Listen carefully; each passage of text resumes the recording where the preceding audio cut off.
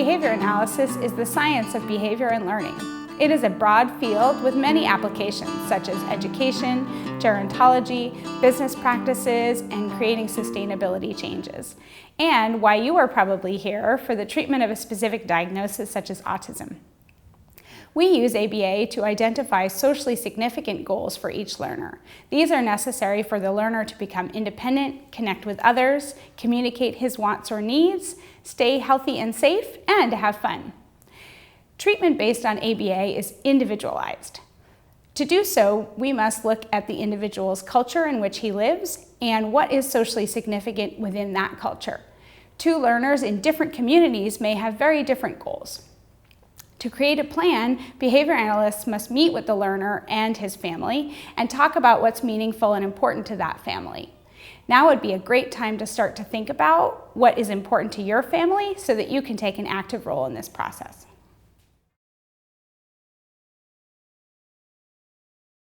Applied behavior analysis is the study of behavior. But what is behavior?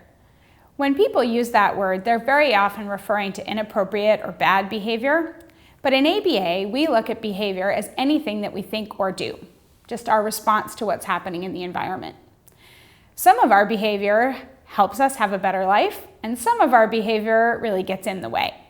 Here are some examples of behaviors that we might teach using ABA. For example, relating to language, we might teach how to ask or answer questions, tell a story, have a conversation, use one or more words to describe your experiences, how to solve problems. For social skills, we might teach someone how to tap someone else on the shoulder, or how to take turns with a toy, how to call someone on the phone, how to put a toy car down a track. And for independent living skills, we might teach someone how to use the toilet, how to put on their socks, how to hold hands with their mom or dad at the grocery store, how to stay seated in their car seat when they're on the road, or how to cross the street to go to the beach. Basically, any behavior that is socially significant to the learner is something that we could teach using ABA. Now that we know we can use ABA to teach almost any skill, how do we decide what to teach? First, think about your child's day, both at home and in the community. And here are a couple of things to look at. Watch other children along with your child doing a similar activity and notice whether there are any skills that those children can do that your child might struggle with. Maybe they can do it faster or more quickly or without any help.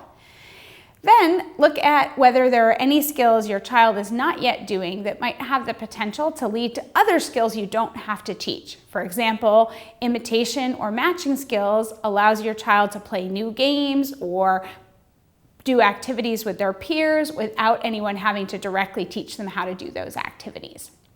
Then ask yourself, what matters now? What's going to help your family right now where there are many opportunities for you to practice that skill throughout your day, both at home and in the community?